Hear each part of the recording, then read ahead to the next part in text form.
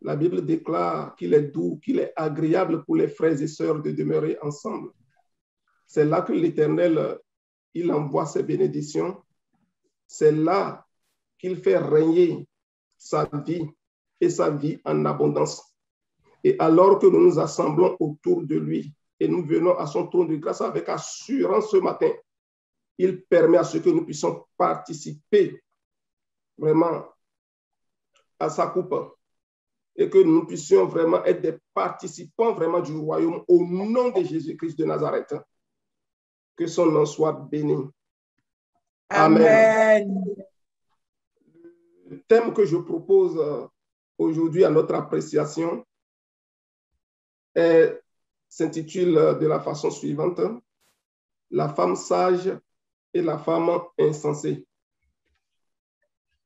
Et j'aimerais vraiment nous entretenir aujourd'hui par rapport aux paroles de sagesse, lesquelles sont prononcées par Salomon dans le livre des Proverbes. Et comme nous le savons, le livre des Proverbes, en réalité, est un livre rempli de sagesse, rempli de paroles sages, destinées vraiment à nous guider dans notre marche, dans notre parcours et devant nous aider, si nous y prêtons attention, à atteindre notre objectif, celle de la vocation céleste de Dieu en Jésus-Christ. Que le nom de l'Éternel soit béni. Donc, ces paroles vont en réalité nous aider à posséder notre héritage en soi, qui est l'héritage céleste. Et on le dit souvent, si Christ n'est pas ressuscité, notre foi et par voie de conséquence, notre espérance serait totalement vaine. Alléluia. Et c'est ce que l'apôtre Paul nous présente dans 1 Corinthiens 15, verset 14. Mon frère, Amen, tu peux nous aider, s'il te plaît? Alléluia. 1 Corinthiens 15, verset 14. Oui, s'il te plaît. Et si Christ n'est pas ressuscité, notre prédication est donc vaine et votre foi aussi est vaine. Amen. Donc, si Christ n'est pas ressuscité, c'est en vain que nous allons parler. Et nous n'aurons pas de la foi, parce que la parole déclare que la foi vient de ce qu'on entend, et ce qu'on entend vient de la parole de Dieu. Et si nous n'avons pas de foi, nous n'aurons pas d'espérance, parce que c'est l'espérance qui motive notre foi. Alléluia. Et mais puisque Yahweh est vivant, notre espérance également est vivante. Et elle est une espérance bénie, elle est une espérance qui ne trompe point. Que le nom de l'Éternel soit béni. Amen.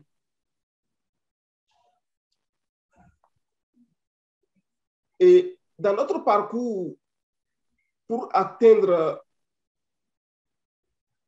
le prix de la vocation céleste, qui est l'objectif que nous visons, nous aspirons vraiment à un changement de nature. Ce changement, ça va faire quoi? Ça va nous faire passer de notre nature terrestre, de notre nature charnelle, à notre nature céleste, qui est une nature divine. Et de ce fait, nous aurons la domination, nous aurons le règne. Parce que ces choses sont associées aux honneurs du royaume. C'est ce que la Bible nous confirme dans Daniel 7. Nous allons lire le verset 14 et le verset 27. Daniel 7, verset 14 et le verset 27. On lui donna la domination, la gloire et le règne, et tous les peuples, les nations et les hommes de toutes langues le servirent. Sa domination est une domination éternelle qui ne passera point et son règne ne sera jamais détruit.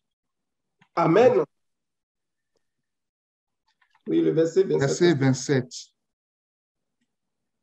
Le règne, la domination et la grandeur de tous les royaumes qui sont sous les cieux seront donnés au peuple des saints du Très-Haut. Son règne est un règne éternel et tous les dominateurs le serviront et lui obéiront. Amen. Donc, Daniel, déjà dans sa vision, a vu cela et il a compris.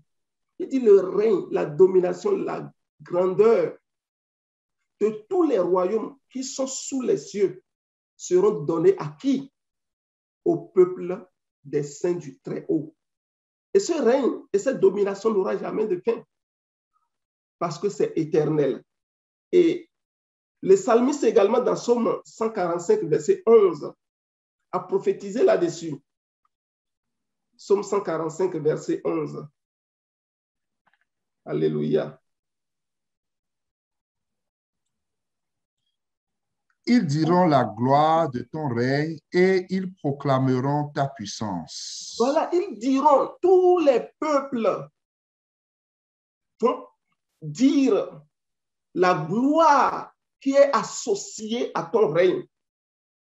Et ils vont proclamer ta puissance, ta domination. Que le nom de l'Éternel soit béni. Et Dieu a mis tout à notre disposition, mes frères et sœurs, pour que nous puissions parvenir à cela, pour que nous puissions y arriver. Et c'est lui qui crée en nous le vouloir et le pouvoir.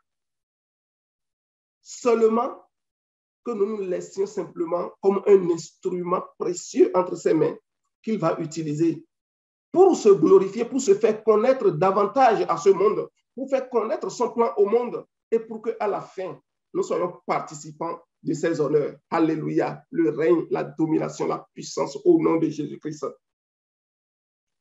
Nous allons lire Philippiens 1, verset 6, pour poursuivre toujours dans... Je suis persuadé que celui qui a commencé en vous cette bonne œuvre la rendra parfaite pour le jour de Jésus-Christ. Amen. C'est ça que je disais tantôt. Celui qui a commencé cette bonne œuvre va faire quoi? Il va rendre cette œuvre parfaite pourvu que nous puissions nous laisser à lui. Dieu veut nous utiliser, frères et sœurs. Mais il faudrait que nous puissions nous laisser disponibles, nous rendre disponibles. Et c'est lui qui crée vraiment le vouloir et le pouvoir.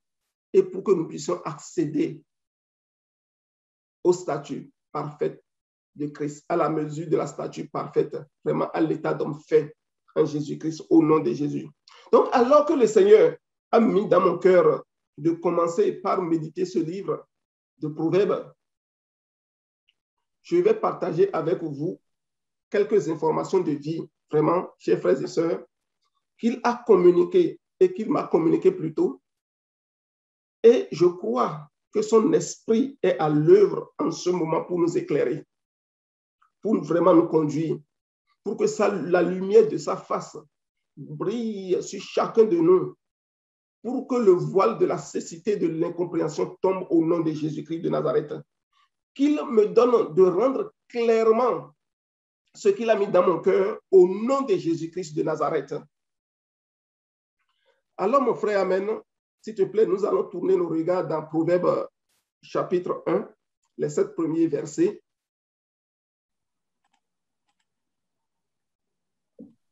Pour comprendre à partir de ces 7 versets en quoi consistent vraiment les proverbes. Oui, s'il te plaît. Proverbe de Salomon, fils de David, roi d'Israël, pour connaître la sagesse et l'instruction, pour comprendre les paroles de l'intelligence, pour recevoir des leçons de bon sens, de justice, d'équité et de droiture, pour donner aux simples du discernement, au jeune homme de la connaissance et de la réflexion. Que le sage écoute et il augmentera son savoir, et celui qui est intelligent acquérera de l'habileté pour saisir le sens d'un proverbe ou d'une énigme, des paroles des sages et de leurs sentences. Verset 7. La crainte de l'Éternel est le commencement de la science. Les insensés méprisent la sagesse et l'instruction. Amen. Amen, amen. Amen. Donc, pour résumer, vraiment, ces versets, nous pouvons comprendre que les proverbes nous rendent sages ou plus sages encore. Ils permettent à celui qui a du discernement d'acquérir quoi? Des stratégies brillantes de leadership.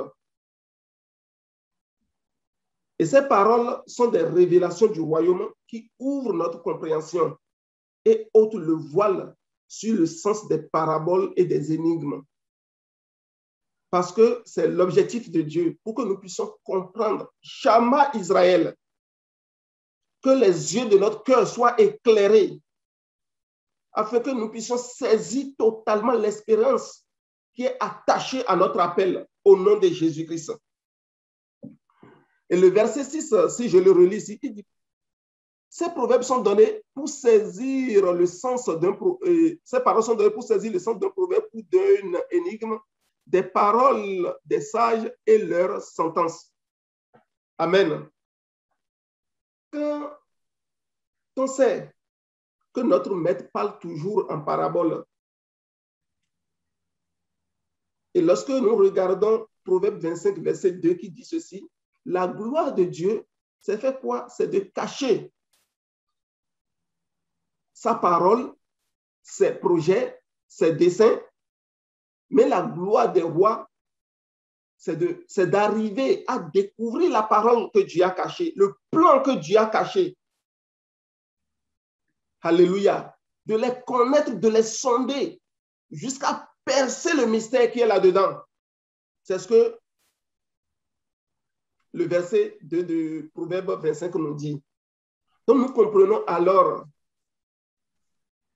que nous avons besoin de cette clé pour comprendre les Écritures. Ce sont des paroles qui ont pour but de nous équiper, de nous préparer pour le règne à venir, comme je le disais tantôt. Elles contribuent vraiment et pleinement à notre changement de nature pour que nous n'ayons point en nous ce qui est terrestre, ce qui est charnel, mais que nous puissions participer pleinement au corps de Christ. Et avant de regarder dans Strong ce que veut dire Proverbe, considérons ce que l'apôtre Pierre nous dit dans Proverbe, excusez-moi, dans 1 Pierre 2, le verset 9. Alléluia.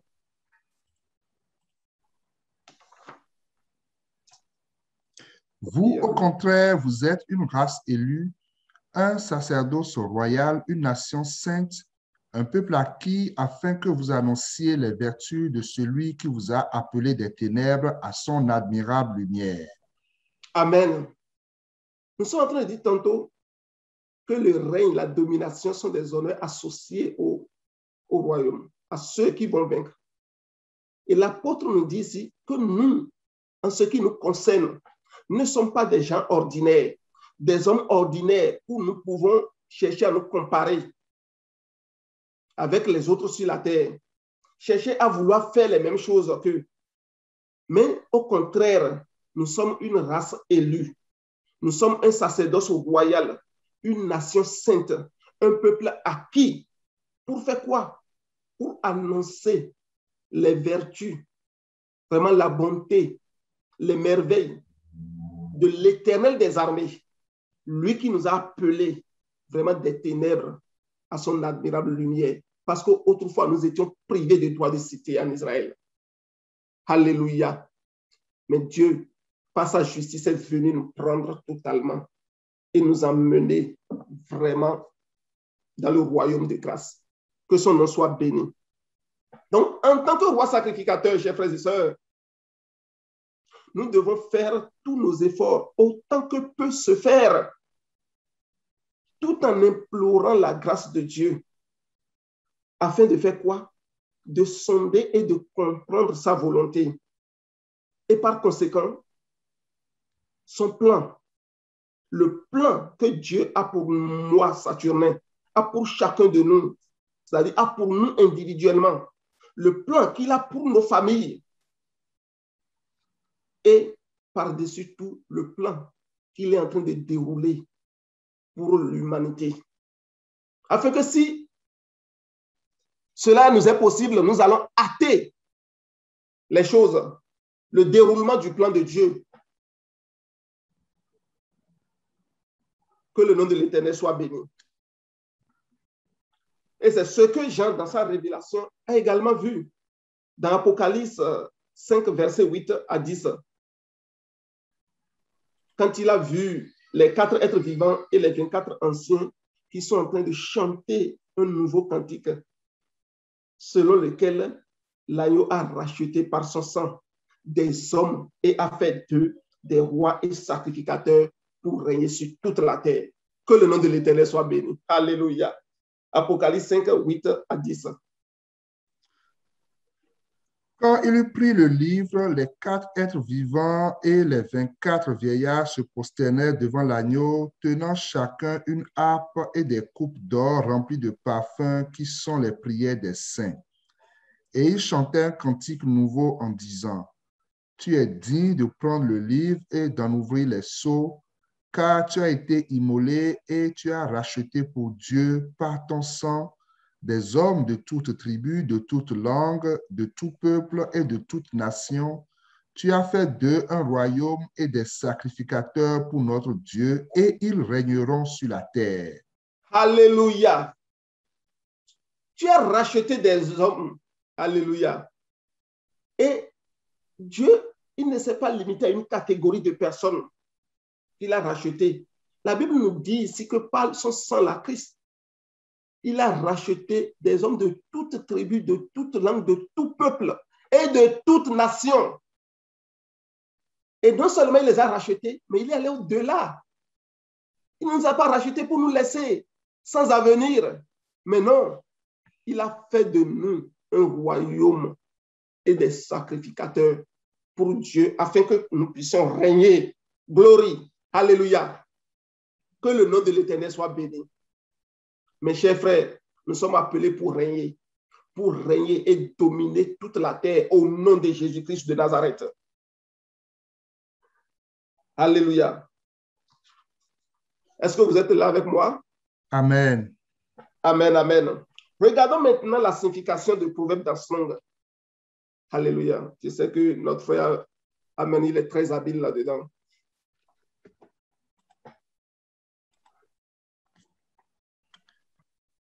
Proverbe, parabole.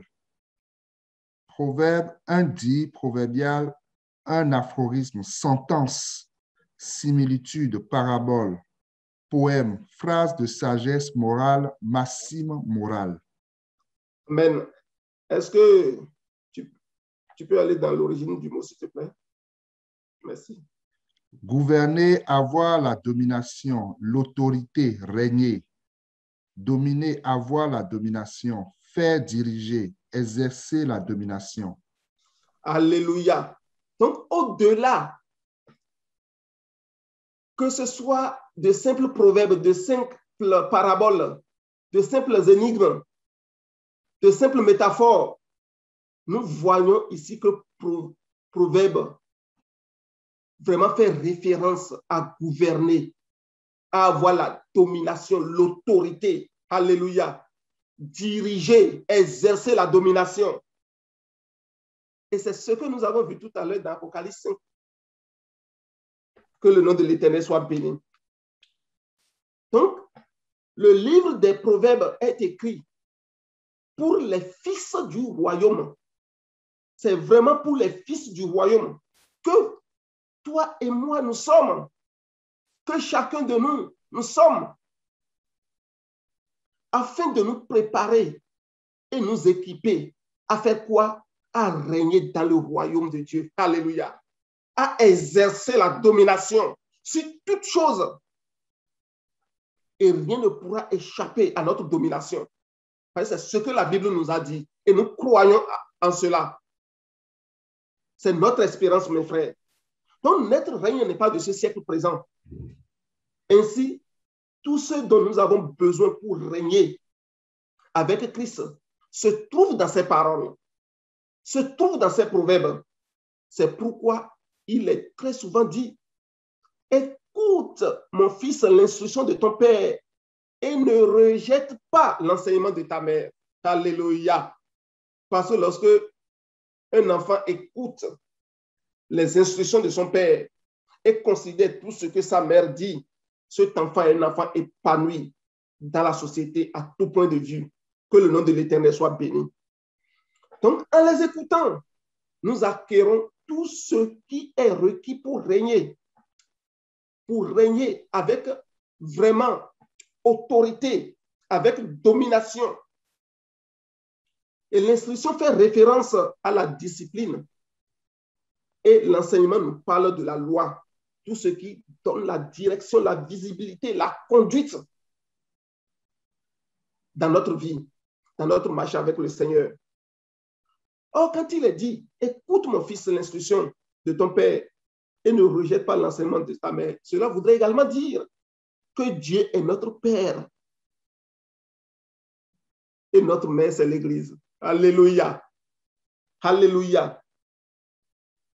Parce que la Bible nous dit que notre mère, c'est la Jérusalem céleste qui est sortie d'en haut. Alléluia.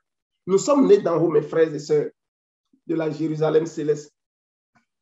C'est de l'alliance donc de Sarai. Que le nom de l'Éternel soit béni. C'est elle notre mère. Nous allons considérer dans la suite Proverbe 6, les versets 23 et 24.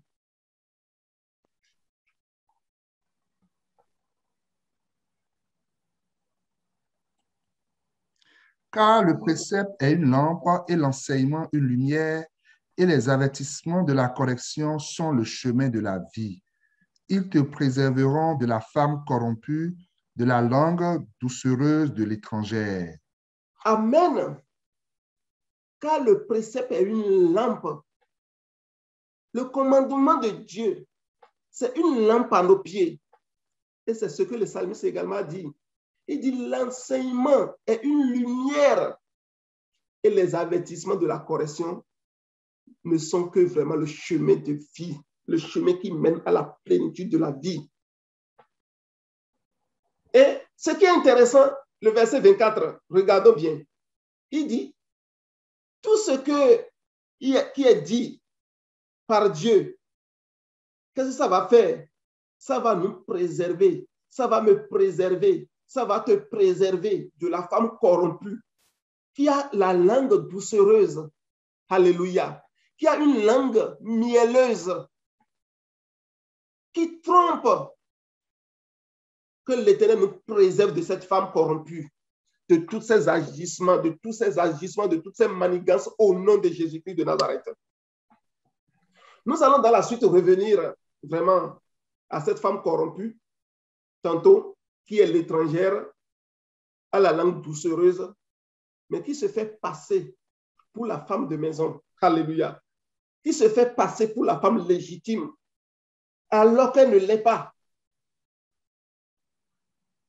Mais lorsque nous lui donnons tout de suite place, nous cédons nos oreilles à ce qu'elle dit, parce que c'est tellement doux que ça va nous captiver et elle va devenir et s'installer comme une femme, comme la femme légitime dans notre maison. Alléluia. Que le nom de l'Éternel soit béni et que nous soyons loin de ces paroles. Que Dieu nous donne des oreilles pour écouter, Shama Israël, et un cœur pour comprendre, afin de ne pas être lent à comprendre. Et c'est ce que Hébreu nous a dit dans son chapitre 5, les versets 11 et 12. Il dit, vous qui depuis, vous devez être des maîtres, vous êtes encore rendus des enfants au lait. Pourquoi? Parce que vous êtes lents à comprendre. Que ne soyons pas lents à comprendre ce matin au nom de Jésus-Christ. Hébreux 5, versets 11 à 12. Nous avons beaucoup à dire là-dessus et des choses difficiles à expliquer parce que vous êtes devenus lents à comprendre. Vous, en effet, qui depuis longtemps devriez être des maîtres, vous avez encore besoin qu'on vous enseigne les premiers rudiments des oracles de Dieu. Vous en êtes venus à avoir besoin de lait et non d'une nourriture solide. Amen. que nous puissions quitter le lait pour la nourriture accomplie, la nourriture solide qui fait des téléos, des hommes accomplis, des hommes matures à tout point de vue, qui fait des fils au nom de Jésus-Christ, qui vont pouvoir réussir à des fils qu'on confie. Alors, la succession, c'est à quelqu'un qu'un père de famille a identifié comme fils. C'est lui qu'il va prendre comme étant son successeur et non n'importe quel enfant de la maison. Que ce matin, nous puissions aspirer vraiment à tout ce qui est meilleur en Dieu, à la nourriture solide pour devenir véritablement des fils au nom de Jésus qui vont régner, gouverner, dominer par la puissance de notre Seigneur, par sa grâce au nom de Jésus-Christ. Donc, lorsque nous parcourons tout le livre des Proverbes, nous comprenons que la sagesse est personnifiée. Nous voyons aussi deux sortes de femmes que nous pouvons encore identifier à deux types de systèmes. Alléluia. L'une qu'on appelle la sagesse et l'autre femme qui est qualifiée d'insensée ou de folle. Et c'est cette dernière qui est la femme corrompue dans le verset que nous venons de lire tout à l'heure, dans Proverbe 6. Nous allons à présent prendre Proverbe 9 pour voir distinctement ces deux types de femmes et ce qu'elles proposent au monde, ce qu'elles offrent vraiment. Nous allons pouvoir considérer ça à travers donc Proverbe 9 que nous allons essayer de passer au peigne fin ce matin pour essayer d'aller un peu dans la compréhension des choses à partir donc, de ce chapitre. Que le nom de l'Éternel soit béni. Donc, dans les chapitres plus hauts, nous avons vu, et je nous inviterai peut-être, si nous avons le temps, de les regarder lorsque nous aurons l'occasion de méditer là-dessus. Alléluia.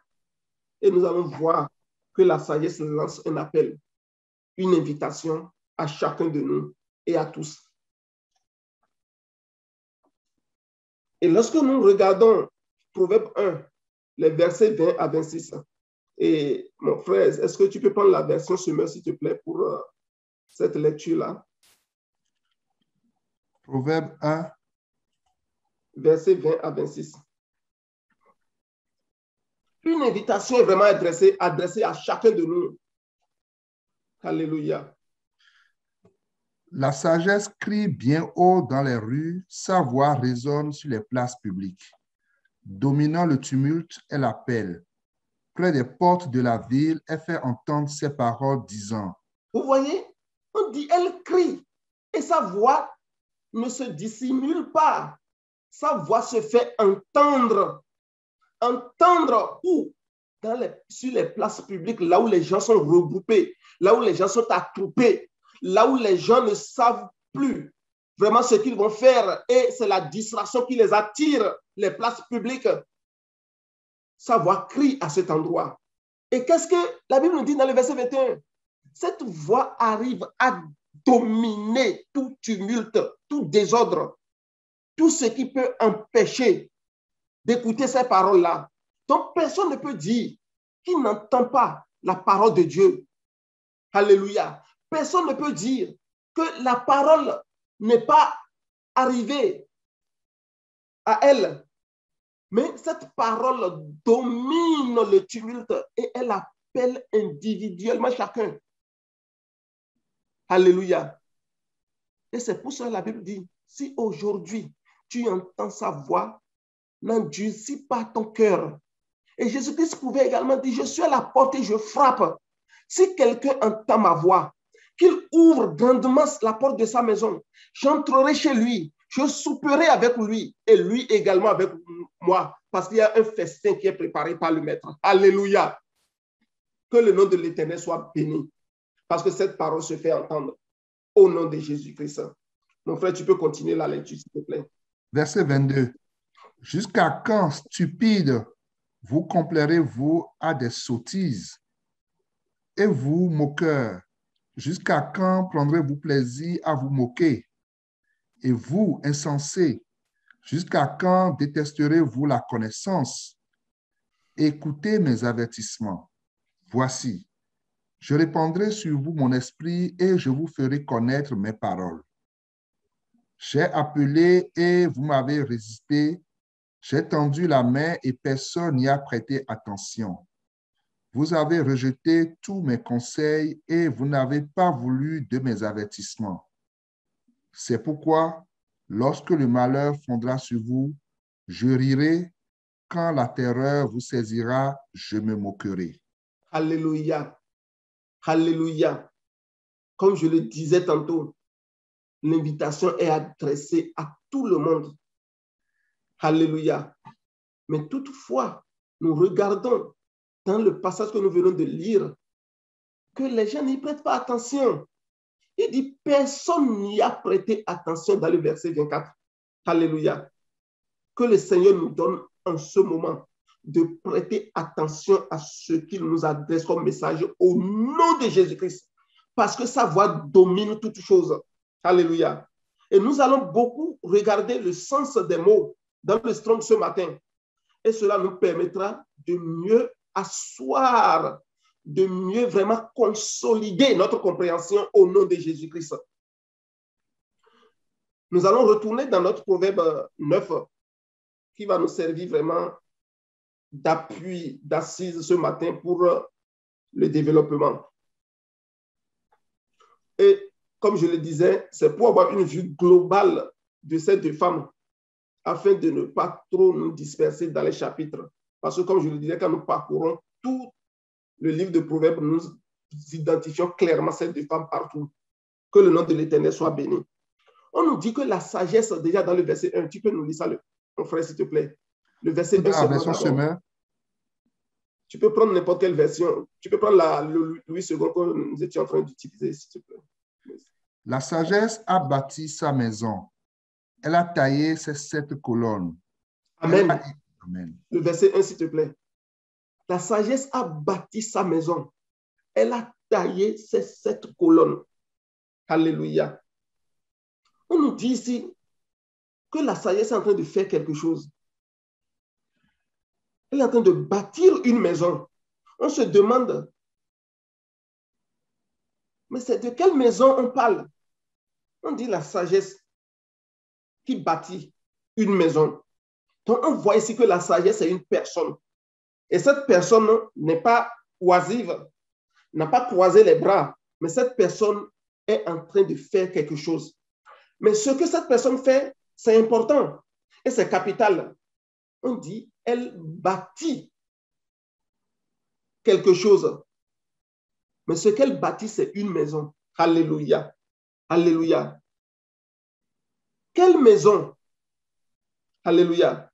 Nous allons faire un petit exercice qui va consister à regarder le sens du mot bâtir et le sens du mot fils dans Strong pour arriver à la conclusion que cette maison n'est rien d'autre qu'un fils, que la sagesse est en train d'édifier au nom de Jésus-Christ et que nous soyons cette maison, ce fils qu'elle est en train de bâtir pour la gloire de notre Seigneur Jésus-Christ. Oui, bâti, mon frère. Bâtir, rebâtir, établir, assurer une suite. Construire, former une maison. Établir une famille. Être bâti, être rebâti. Être établi, se dit d'une épouse sans enfant qui devient mère de famille par les enfants d'une concubine. On peut aller dans la suite. Regardez d'abord définition 2. On a mis Bana. Bana, je ne sais pas comment on lit ça, mais je dis Bana. Donc, vous me comprenez? Donc, regardez bien. C'est ce mot-là qui est traduit par ce mot hébreu. Oui, on va continuer. Oui, généralement, on va prendre fils, on va rechercher fils dans son qui est là et tu vas dans l'origine de voilà, fils. Vient de Bana. Voilà, c'est ce que je voulais. Merci beaucoup. Et à notre soeur Sylvie, parce que moi j'avais tapé fils et j'ai été retrouvé, mais Là, merci beaucoup, ma soeur. Donc, regardons alors le même mot, bana, qui veut dire bâti. C'est ça qui veut dire fils. Alléluia. Donc, et c'est ça qu'on traduit encore par bâti, rebâti, tout ce que nous avons lu là-bas. Pour voir ici que la sagesse est en train de bâtir quelque chose. Alléluia. La sagesse est en train d'édifier un fils. Elle est en train d'édifier, de susciter un corps qui est un fils. Alléluia. Et pas n'importe lequel. Dieu ne change pas de projet, mes frères. Son projet depuis Genèse est toujours le même. Et cette maison, quand nous regardons dans notre verset, chapitre 9, que nous sommes en train de considérer dans notre méditation ce matin-là, nous allons voir que cette maison n'est pas bâtie n'importe comment, mais elle est bâtie sur 7 colonnes. On dit, elle a taillé ces 7 colonnes. Alléluia. Alléluia. Pour dire quoi? Pour dire que cette maison est stable. Cette maison est ferme. Cette maison est solide. Cette maison est parfaite en tout point de vue. Alléluia. On peut voir les 7 colonnes de sagesse aussi. On peut aussi comprendre que ça nous parle des 7 colonnes de sagesse. Mais toutefois, ce qu'il y a lieu de retenir, c'est que le chiffre 7 traduit la perfection. Alléluia. Ce qui est au complet, il ne manque rien. La plénitude de Dieu demeure dans cette maison, dans ce fils qui est en train d'être édifié. Alléluia. Que le nom de l'Éternel soit béni. Donc, dans cette maison, qui n'est rien d'autre que ce fils, que la sagesse est en train d'élever tranquillement, d'élever de truchement en truchement, d'élever progressivement. Ce fils, à la fin de toutes choses, est appelé être parfait. Alléluia. Et quand on parle de fils, ne regardons pas un individu, mais plutôt un corps de personnes qui ont tous atteint cette perfection. Donc, c'est un corps de personnes qui représente ce fils que Christ, il est en train de lever, d'édifier, de former. Que le nom de l'Éternel soit béni. Et toutefois, alors que cette sagesse fait son travail et est en train d'édifier un fils, on nous dit dans le même passage qu'une autre femme est en train de faire également quelque chose. Alléluia. Une autre femme est là, est à l'œuvre, elle est à pied d'œuvre, est en train de travailler pour détourner les gens. Alléluia. Donc, tous les deux ont lancé des invitations. Nous pouvons aller dans le verset 13 pour voir aussi qu'il y a l'autre femme qui est là et qui fait quelque chose également. Alléluia. La folie est une femme bruyante, stupide et ne sachant rien. Alléluia. Le verset 14. Elle s'assied à l'entrée de sa maison sur un siège dans les hauteurs de la ville. Je continue. Aux passants. Alléluia. Qui vont droit leur chemin. Que le nom de l'Éternel soit béni. Donc, la femme bruyante, la femme stupide, la prostituée, elle est aussi en train de faire quelque chose pendant que la sagesse est en train d'édifier un fils. C'est pour ça que nous devons être attentifs, mes frères. Alléluia. Parce qu'elle veut copier le modèle de la sagesse pour venir prendre ça et tromper les gens. Que Dieu nous en épargne au nom de Jésus-Christ. Donc, nous allons prendre le temps de nuancer les deux types d'appels ou d'invitations que ces deux femmes adressent alors aux hommes. Nous allons regarder le verset 3 qui dit qu'elle a envoyé, la sagesse a envoyé ses servantes. La sagesse, elle a pris la peine d'avoir des gens dans sa maison qui travaillent pour son compte, qui ont compris son projet, qui ont compris son objectif. Et c'est ces personnes-là qui sont appelées servantes ici que la sagesse a envoyées. Alléluia. Dans le verset 3, on dit, elle a envoyé ses servantes. Elle crie sur le sommet des hauteurs de la montagne. Alléluia. Donc, ces servantes ne sont rien d'autre que les ministres de la parole que le Seigneur a préparé lui-même pour apporter l'évangile aux nations.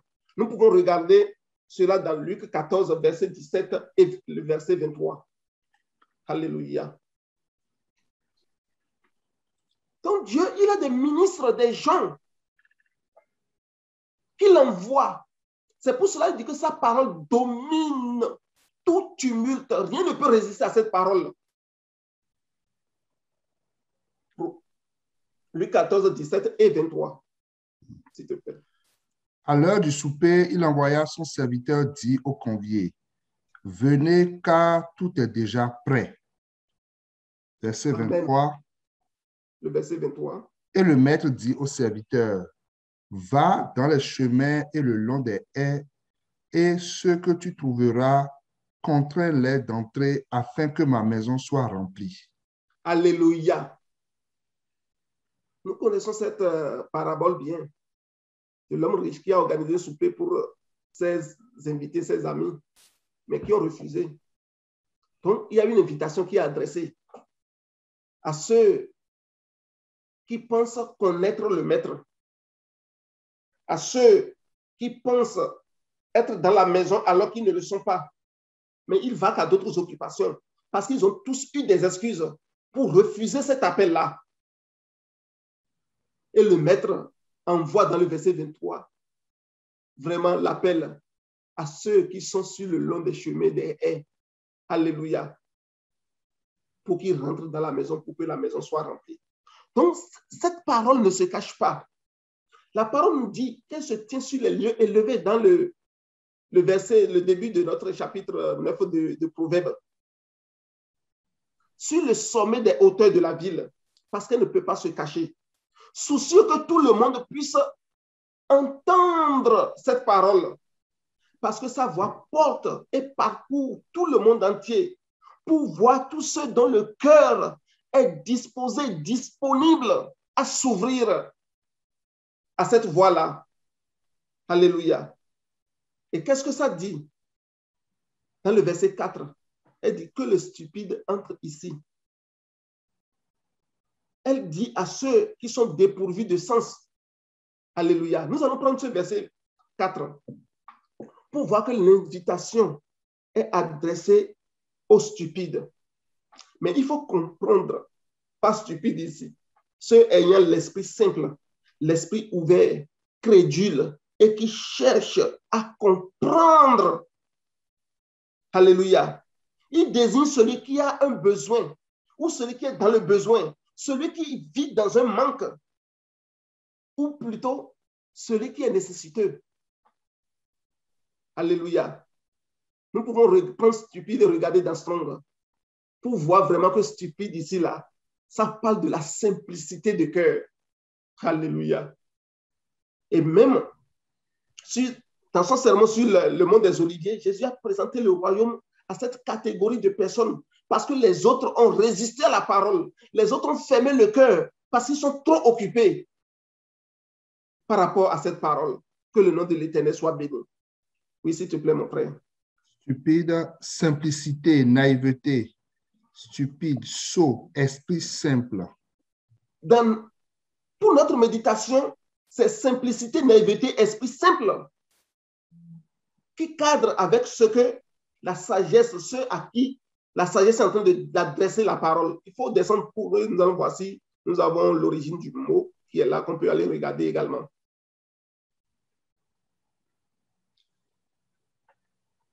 Alléluia. Être spacieux, c'est-à-dire avoir de la place pour la parole. Alléluia. Être ouvert à la parole.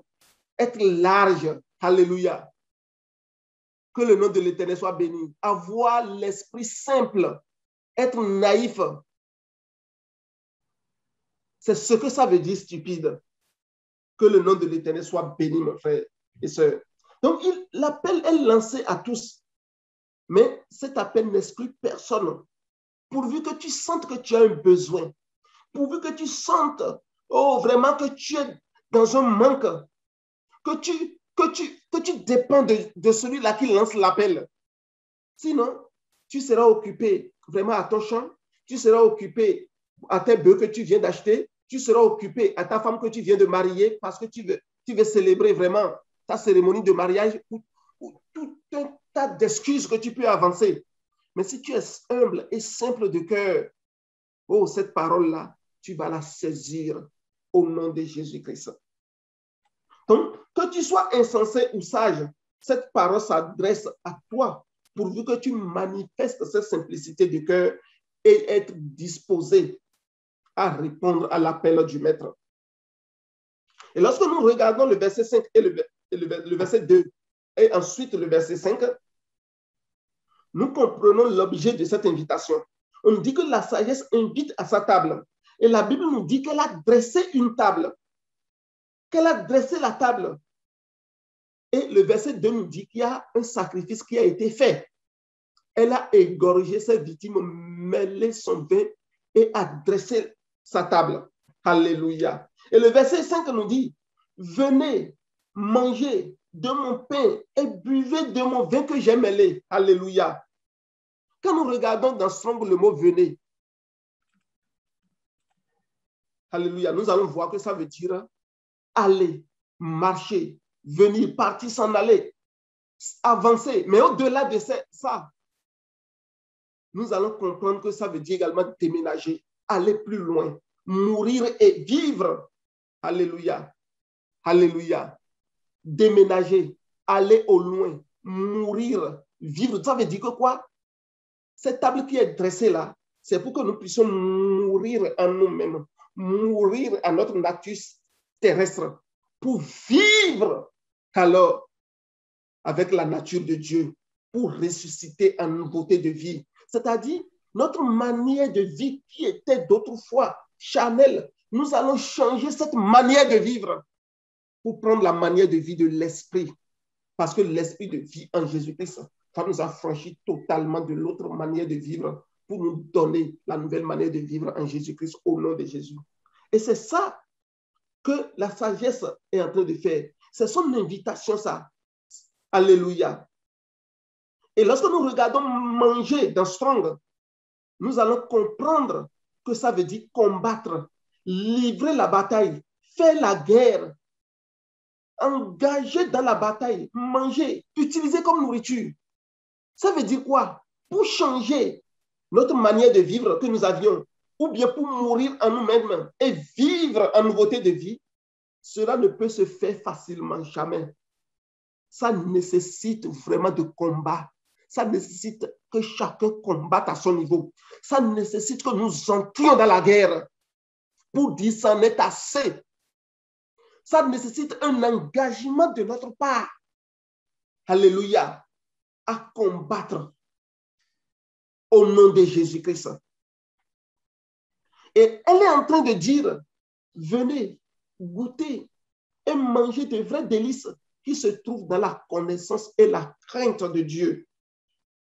Festoyons sur les provisions que Christ vraiment a fait pour nous, mes frères et sœurs. Que nous puissions vraiment festoyer sur ces provisions. Cela va nous amener à quitter notre nature terrestre et charnelle pour la nature divine céleste au nom de Jésus-Christ. Et ceci fait appel à notre mode de vie, comme nous avons vu tout à l'heure dans l'explication de manger, à notre manière de vie qui doit être changée totalement. Alléluia. Et pour le faire, cela ne sera pas facile. Comme je le disais tantôt, c'est vraiment une guerre dans laquelle nous devons, en chacun, en ce qui le concerne, être engagés avec le Seigneur afin de mourir en soi et de vivre pour Christ. Alléluia. Que le nom de l'Éternel soit béni. Donc, c'est l'objet de son appel. Et c'est un appel qui fait passer de la mort à la vie, à la plénitude de vie, je dirais, en Christ. Alléluia. Et c'est de ce festin que le prophète Ésaïe a parlé dans l'une de ses prophéties.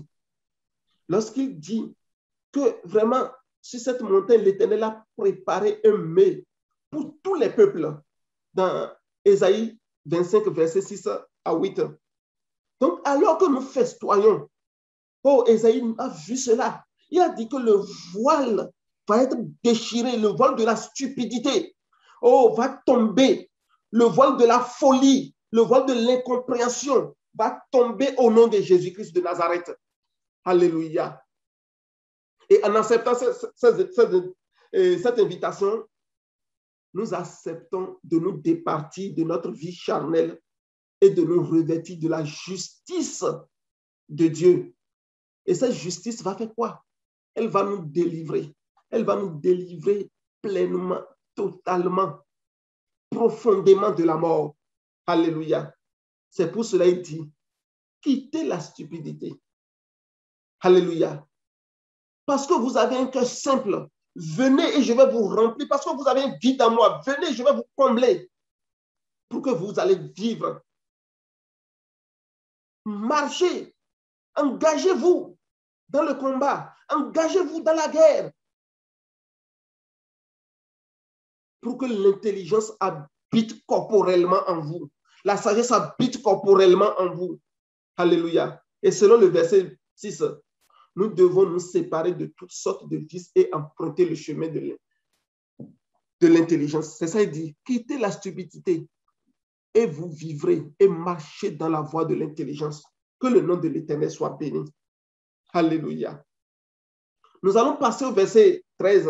Il y a beaucoup de choses à dire, mais nous allons, pour les besoins du temps, nous en arrêter là et passer à la femme folle.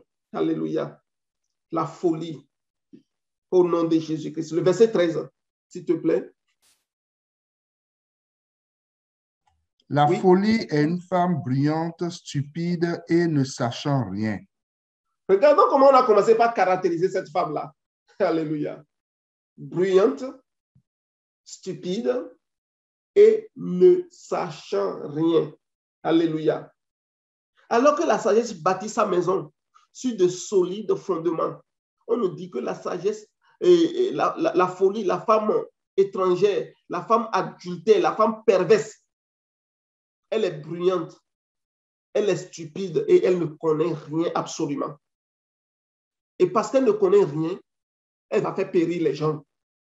Et la Bible déclare que faute de connaissance, son peuple périt. Parce qu'il faut être toi-même rempli de l'intelligence que donne la sagesse pour comprendre que cette femme qui est bruyante, qui parle, et qui vraiment vante ses mérites, ce n'est que pour attirer dans son piège. Alléluia. Elle ne connaît rien, ce qui veut dire qu'elle n'a aucune sagesse à nous offrir, qu'elle n'a rien en elle-même qu'elle va nous donner. Et cela, nous devons comprendre cela, qu'elle n'a rien en elle-même qu'elle va nous offrir. Elle ne peut offrir que la stupidité, que sa folie, parce que c'est tout ce qu'elle a. Toutefois, qu'est-ce qu'elle fait? Elle entre continuellement. Alléluia. Les jeunes gens avec des séductions. Elle hante les passants. La Bible nous dit qu'elle s'assoit à l'entrée de sa maison, sur un siège dans les hauteurs de la ville, pour crier aux passants, à des gens qui vont droit leur chemin. Alléluia. Des gens qui vont droit leur chemin, elle crie. Elle est bruyante. Et elle s'assoit également à l'entrée. Et elle fait pareil comme la sagesse. Pour semer la confusion, elle va s'asseoir sur les hauteurs de la ville. Alléluia. Alléluia. Il est dit qu'elle est assise à l'entrée de sa maison. Elle est assise en tant que chef de sa maison. Mais que représente cette maison? Alléluia. Regardons le sens de cette maison-là dans son. Alléluia. Nous allons mieux comprendre.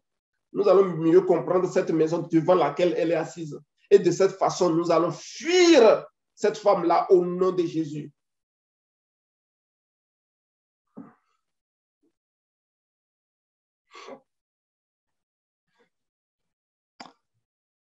Nous allons prendre le deuxième, abri. Abri pour les animaux. Et le quatrième, alléluia. Le tombeau. Alléluia. Un abri pour les animaux, un tombeau. C'est devant ça que cette femme, elle est assise. C'est pour ça qu'elle est brute. Elle est bruyante. C'est les animaux qui sont bruts. Elle est devant un tombeau. Elle est assise sur le tombeau. Alléluia. La Bible dit qu'elle elle crie à ceux qui vont droit leur chemin pour les amener dans ce tombeau-là. Alléluia. Regardez ce qu'elle dit. Elle est assise sur un siège. Ce siège aussi est un trône, une autorité dans un premier sens, pour dire qu'elle exerce un pouvoir. C'est ce qu'elle veut montrer. Comme si elle avait le pouvoir de donner la direction, comme la sagesse. Non. La Bible dit que nous étions débiteurs de la chair, mes chers frères et sœurs. Et pour vivre selon la chair, on cherche, on va écouter. Si nous voulons vivre du moins selon la chair, nous allons écouter cette femme. Nous n'allons pas comprendre qu'elle est assise sur un tombeau. Mais gloire soit rendue à Dieu. Alléluia. Lorsque nous prêtons l'oreille ou notre oreille à la voix de la sagesse, nous sommes soustraits de son pouvoir. Nous sommes soustraits de cet état de siège de cette femme-là. Alléluia. Et nous ne sommes plus redevables à la chair en ce moment, au nom de Jésus-Christ. Parce que l'esprit de vie en Jésus-Christ nous a franchis totalement de la loi de cette femme qui nous conduit à vivre de manière charnelle. Et dans un sens plus poussé, nous allons voir que sur un siège dont on parle ici, là, signifie, nous allons regarder dans Strong, alléluia. Elle est assise là, mais elle est en train de cacher quelque chose parce qu'elle ne veut pas qu'on sache qu'elle est assise sur un tombeau. Alléluia. Regardons siège, nous allons comprendre que cette femme, elle est dangereuse. Alléluia. Donc, ça veut dire, siège d'honneur, trône, siège, marche. C'est ce que ça donne tout de suite, mais on va descendre pour aller voir son origine. Nous allons voir que c'est dangereux. Alléluia. Regardez, cacher, couvrir, cacher, dissimuler. Vous voyez, cette femme, elle est en train de cacher quelque chose. Elle est en train de cacher qu'elle est assise sur le tombeau. Alléluia. Elle est en train de dissimuler sa vraie nature. Elle se fait passer pour autre chose. Elle est assise sur un siège. Alléluia. Que Dieu nous donne les yeux de l'esprit de la démasquer au nom de Jésus-Christ de Nazareth. Alléluia. Donc ce siège, comme nous voyons que c'est un trône, une autorité. Alléluia. C'est également un endroit pour cacher, pour dissimuler. Alléluia. Pour tromper. Donc, en réalité, elle est assise à la porte, guettant une proie. Guettant une proie. Mais elle dissimule quelque chose de plus grave qui est un tombeau. Alléluia. Elle se cache en réalité de sa vraie nature, qui est un lieu funeste. Et ce lieu-là mène à la mort, assurément à la mort. Lorsque nous ne comprenons pas, lorsque nous n'arrivons pas à démasquer cela et identifier cela au nom de Jésus-Christ. Donc, alors que la sagesse adresse son appel à tous, la folie cherche les errants, ceux-là qui n'ont aucun repère. On dit, c'est des gens qui vont droit le chemin. Alléluia.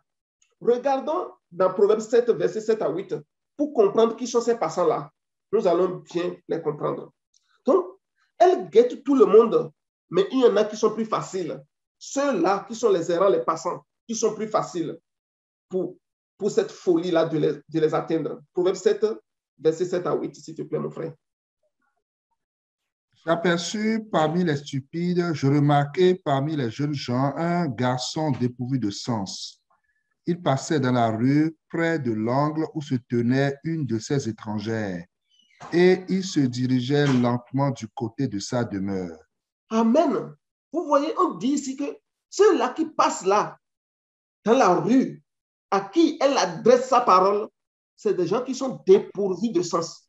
Alléluia. Qui vont droit vers cette femme. Que nous ne soyons pas dépourvus de sens ce matin, mais que nous soyons remplis de l'intelligence que Dieu donne, que la sagesse donne, que Christ donne au nom de Jésus-Christ. Donc, nous voyons la description dans ce passage-là. Et quand nous regardons le verset 10, le chapitre 7, là, le verset 10 à 11, nous voyons également la description de cette femme qui est appelée folle, qui est appelée la perverse. Alléluia. Et voici, il fut abordé par une femme ayant la mise d'une prostituée et la ruse dans le cœur. Alléluia. Nous avons vu tout à l'heure qu'elle est assise sur un siège. Et ce siège-là, c'est pour dissimuler quelque chose. Donc, la ruse, celui qui est rusé, c'est celui qui cache sa vraie nature. Ce qu'il veut faire contre les gens, et cette personne cache ça. Pour te surprendre, tu te dis, waouh, comment j'ai pu faire pour me retrouver dans ce piège? Et c'est ce que cette femme fait. Elle dissimule quelque chose. Pourquoi? Parce qu'elle a la ruse dans son cœur. Alléluia. Mon frère, tu peux continuer s'il te Elle plaît. était bruyante et rétive. Ses pieds ne restaient point dans sa maison. Amen. Elle était bruyante et rétive. Rétive, quand nous regardons ce mot-là de près, nous allons voir que ça veut dire sans pudeur, sans retenue, rusée, rebelle, indomptable. Quand tu te laisses à cette femme, mes frères, ma soeur, cette femme est indomptable. Elle est sans pitié. Que Dieu nous en épargne au nom de Jésus-Christ de Nazareth. Donc, c'est cette même description que nous avons vue pour la femme prostituée. Alléluia. Et il a dit aussi ici qu'elle est bruyante et rétive. Et ses pieds ne restaient jamais dans sa maison parce qu'elle est frivole. Il y a deux voix, mes amis. Il y a deux voix qui nous parlent, qui s'adressent à nous, qui cherchent à nous avoir. Il y a la voix de la sagesse ou la voix de la prostituée. Oh, Babylone, la Bible nous dit qu'elle est la mère des impudiques. Alléluia. Je sais que les frères nous parlent beaucoup de Babylone. C'est pour ça que je ne veux pas dans les détails en tant que tel, mais je amène des éléments pour que nous puissions quand même identifier au travers de cette femme qu'elle est Babylone. Alléluia. Alléluia. Apocalypse 7, 17 et 17 plutôt, verset 5. Nous dit que Babylone est la mère des impudiques, que le nom de l'Éternel soit béni. C'est vraiment Babylone. Cette femme représente Babylone. Elle a la ruse dans son cœur. Elle est assise à un endroit pour tromper parce qu'elle cache quelque chose. Apocalypse 17, verset 5.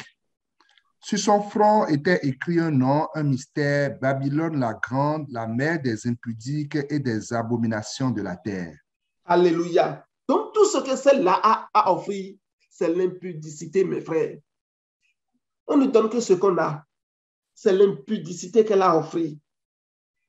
Alléluia. Elle est la mère des impudiques, de toutes les abominations de la terre. C'est pour cela qu'elle est assise sur ce siège qui dissimule le tombeau, qui dissimule vraiment ce qu'elle veut faire. Et lorsque nous regardons dans le verset 17 de notre chapitre 17, là, où nous sommes là, d'Apocalypse, là. Apocalypse 17, verset 17. Car Dieu a mis dans leur cœur d'exécuter son dessein et d'exécuter un même dessein et de donner leur royauté à la bête jusqu'à ce que les paroles de Dieu soient accomplies. Amen. Donc les paroles de Dieu vont être accomplies. Et que Dieu, il nous donne de comprendre sa parole. Et qui nous donne vraiment d'aller au-delà. Et le verset 17 de notre Apocalypse et de notre proverbe, de notre passage du proverbe 9, s'il te plaît. C'est ça c'est tel que je voulais plutôt. Oui. Les eaux dérobées sont douces et le pain du mystère est agréable. Amen. Donc, elle trompe les gens. Elle a la ruse dans le cœur. Elle va te dire, les eaux dérobées sont douces et le pain du mystère est agréable. Viens, tu vas comprendre ça, tu vas goûter à ça. Tu vas voir que c'est trop bon. Et c'est cette même ruse que le serpent a présentée à Adam et Ève dans le jardin. C'est cette même ruse que le serpent leur a présentée pour les détourner du plan de Dieu. Que nous puissions comprendre qu'elle a la ruse dans le cœur. Alléluia. Et Proverbe 5, verset 15 à 19 nous permet de comprendre ce que c'est que ces eaux dérobées. Alléluia.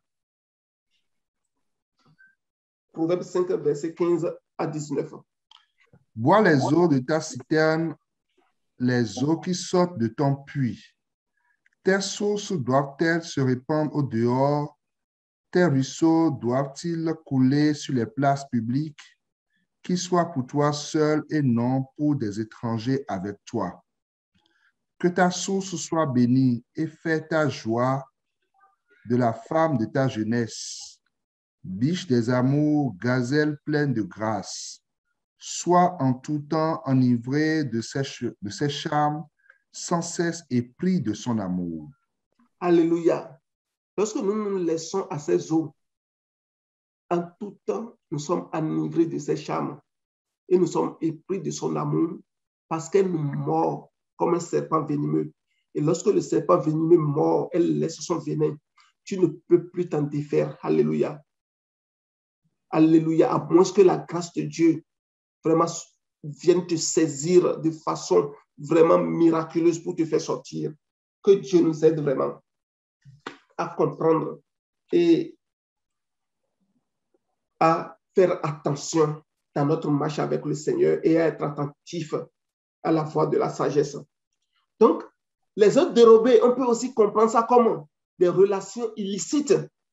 Parce qu'on dit qu'elle est la mère des impudiques, de toutes les abominations de la terre. Alléluia. Notre affaire qu'on fait dans le secret, c'est ça, elle va te dire. Ce que nous allons faire là, les autres n'ont pas besoin de le savoir. C'est plus agréable que tout le reste. Regarde comment ta vie est. Tu ne profites pas de ta vie. Regarde comment tu es malheureux. C'est les réunions de prière tout le temps. C'est l'enseignement par-ci. C'est la prière par-là. Tu ne peux pas un peu aller là où on fait la vie pour profiter de la vie. La vie, elle mérite d'être vécue, les eaux dérobées. Alléluia. Et personne, si on ne fait attention, ne peut se soustraire. Et il faut vraiment que nous écoutions la voix de la sagesse pour nous soustraire de cela. Alléluia. Et c'est pour cela qu'Apocalypse nous dit que les rois de la terre se sont enivrés avec elle. Parce que ce qu'elle offre là, c'est sensationnel. Alors que c'est dissimulé, c'est cacher son plan derrière. Alléluia. Que Dieu nous aide vraiment. Et nous voyons dans le verset 18 de notre chapitre 9 de Proverbe là, pour attirer vers notre fin. Alléluia. Et parce qu'elle est assise sur le tombeau là où, oui, s'il te plaît. Et il ne sait pas que là sont les morts et que ses invités sont dans les vallées du séjour des morts. C'est la conclusion. Nous avons vu tout à l'heure qu'elle est assise sur un tombeau. Et son siège là, sa maison, c'est le tombeau. Et le siège là, sur lequel elle est assise, c'est pour cacher, c'est pour dissimuler ce qui est derrière. On dit, si tu écoutes sa voix et tu la suis, tu vas droit dans la mort parce que là où elle est, c'est le séjour des morts. Que l'Éternel nous en épargne. Le séjour des morts nous parle de l'enfer, nous parle de la fosse, du monde souterrain, du lieu de non-retour, un endroit dépourvu de louange de Dieu. Mais nous voulons rester dans la félicité de Dieu. Que Dieu nous aide, mes frères et sœurs. Et alors que la sagesse est en train d'édifier un corps, un fils établi sur cette colonne, alléluia, qui parle de la perfection, un fils parfait en tout point de vue, elle nous invite à table. Elle nous invite à table, la table qu'il a dressée pour nous, pour toi et moi. Elle nous invite à être attentifs aux agissements de Babylone, à cette femme prostituée et à nous détourner de sa séduction pour vivre. Parce que la séduction de Babylone conduit assurément vers la mort, vers les vallées du séjour des morts. Que le nom de l'Éternel soit béni au nom de Jésus-Christ de Nazareth. Alléluia. Je vais m'en arrêter là pour ce matin. Alléluia.